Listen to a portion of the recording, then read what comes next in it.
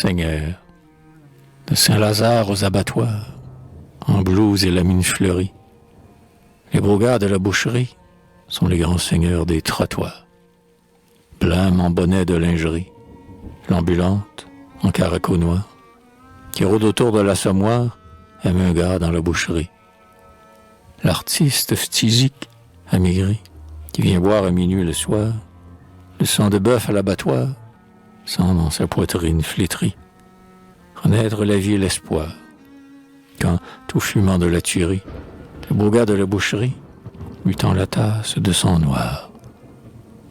Et les longs jours de flânerie, le petit homme aimé que vont voir, somptueuse en satin noir, les servantes de brasserie, c'est la mine rose et fleurie, un assommeur de l'abattoir.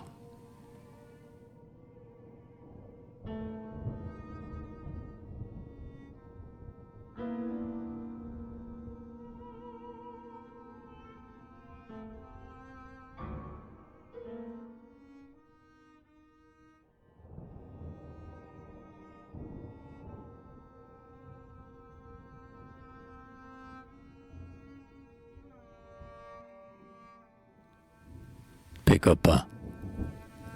Au coin du boulevard, minuit. C'est la sortie des théâtres. Rangés le long des grands cafés, aux cravatés de blanc, corrects et bien coiffés, des petits messieurs blonds, la mine à Betty, prennent leur chocolat. Charmante galerie, jeune forçat du pchus. Aucun d'eux n'a dîné, mais chacun le col étroit du beau dîner, cravate neigeuse et de lys d'or fleuri. Pour calmer l'estomac révolté qui se venge, ils souperont dans l'ombre en rentrant d'un orange. Et Paris les a crus ce soir à l'opéra. Ils étaient en habit. Opéra dit danseuse, loge, entrée au foyer, souper, etc. Et leur joie, étant bête, en est délicieuse.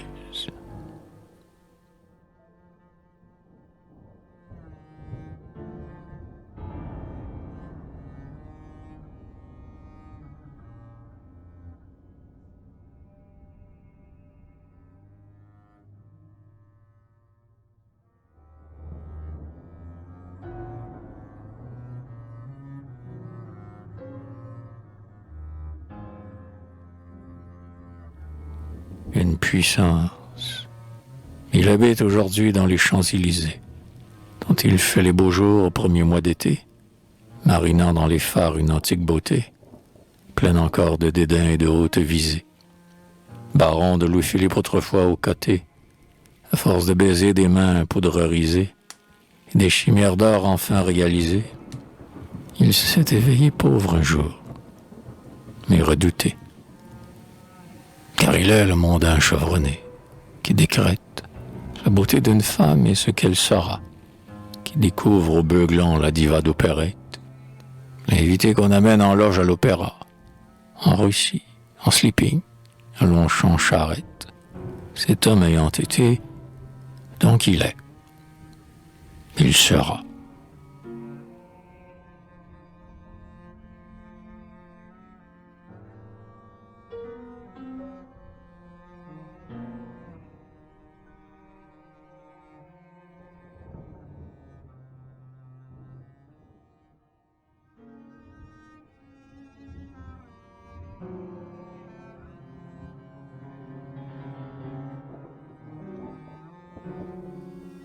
Décavé, correct et mis à peindre, costume griffère, tubé, rasé de près et la peau satinée, 2 par 2, stick en main, toute la matinée, on les voit faire au bois les 100 pas du machère. L'un doigt à son coiffeur sa moustache d'or clair, l'autre à son corsetier sa taille boudinée, le troisième à Garlin sa peau veloutinée, et chacun au mépris l'objet dont il est fier. Vieux beau, pourvu trop tard de conseils de famille, prétentieux chercheur de beaux-pères rêvés, de la concorde au bois, ce sont les décavés. Les décavés, dit-on, au fond ce sont des filles, filles sous leur fraîcheur de mâle trop lavé. Comme les filles, là de n'être pas levées.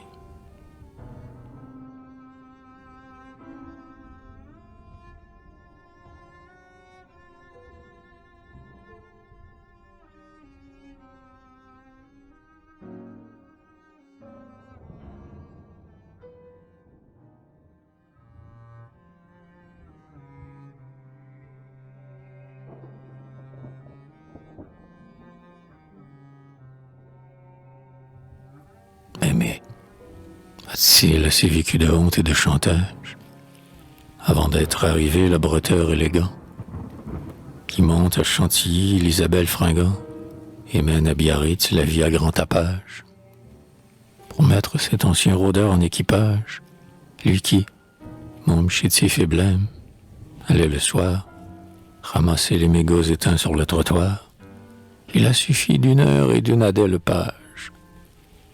Une heure, l'heure étrange, où l'as de l'amant, titré, qui l'entretient, autant qu'il la méprise, la fille la plus vile au cœur est soudain prise d'un besoin de tendresse et d'âpre dévouement. Femme saoule d'affront, un peu d'amour la grise, et riche est le voyou qui passe au bon moment.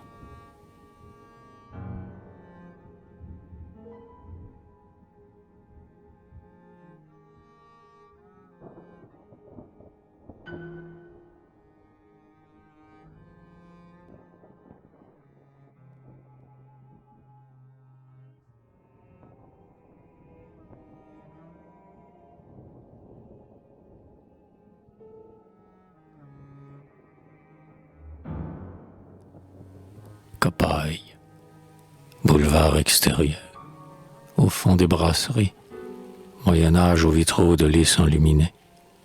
Des messieurs de talent aux gestes avinés déclament à leur boc des vers pleins de furie.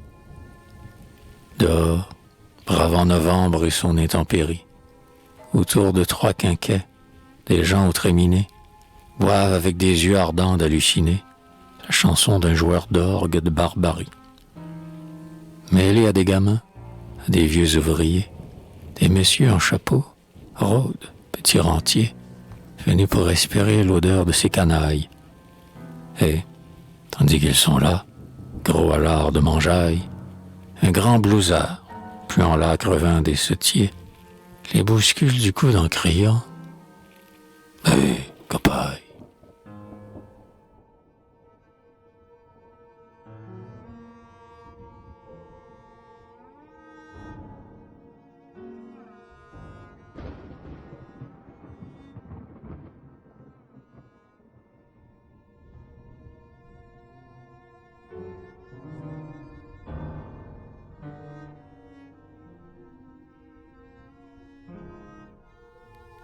Débutant, adorable, charmant, modeste et tant d'esprit. Son volume, un chef-d'œuvre, et ses vers, un miracle. De l'âme de la femme, il est le seul oracle. Seul il nous a compris, si jeune. Et c'est écrit. À ravir, mais les bras et la gorge en spectacle, exhibés, la marquise, un peu mûre, on l'a pris un soir pour son cocher. C'est pas mais s'attendrit sur les vers et l'auteur qu'elle met au pinacle. Il est vrai que la dame a plus de 50 ans, mais elle est très très riche et ses succès d'antan lui valent un salon plein de reconnaissance. Mais le poète blond, qui l'adore et l'encense, sait que les vieux chevrons posent les débutants. Puis, la maîtresse utile est celle qui finance.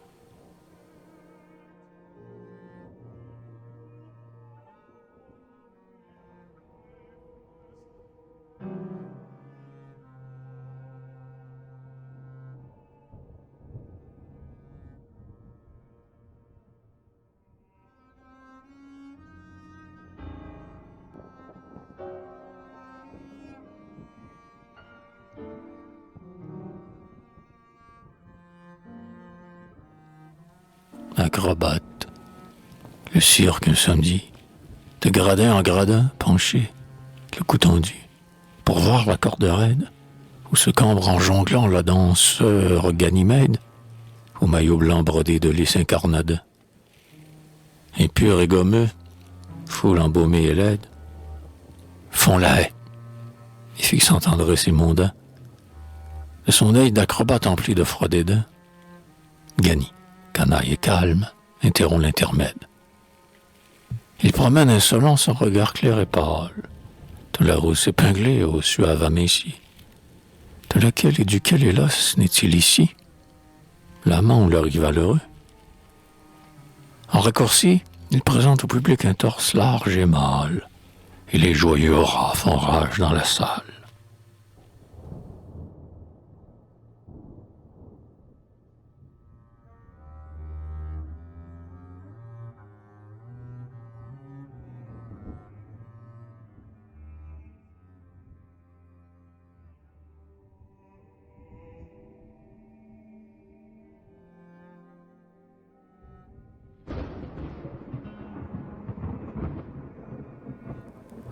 Parisienne, comme autant de jolis oiseaux, nichés dans les Valenciennes, charmants, les fils des Parisiennes, gazouillent d'Auteuil à Monceau.